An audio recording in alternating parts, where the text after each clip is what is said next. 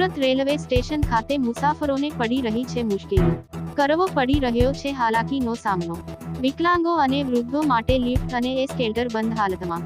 Railway સ્ટેશનના platform number 2 અને 3 બંધ કરવામાં આવ્યા છે। ફક્ત પ્લેટફોર્મ નંબર 1 અને 4 પર મુસાફરો ટ્રેનમાં બેસી શકે છે અને પ્લેટફોર્મ નંબર 1 અને 4 પર જવા માટે લિફ્ટ અને એસ્કેલેટર બંધ હાલતમાં। રેલવે સ્ટેશનના સમારકામ માટે પ્લેટફોર્મ બંધ કરવામાં આવ્યા છે। તંત્ર દ્વારા યોગ્ય વ્યવસ્થા ઊભી કરવી જરૂરી।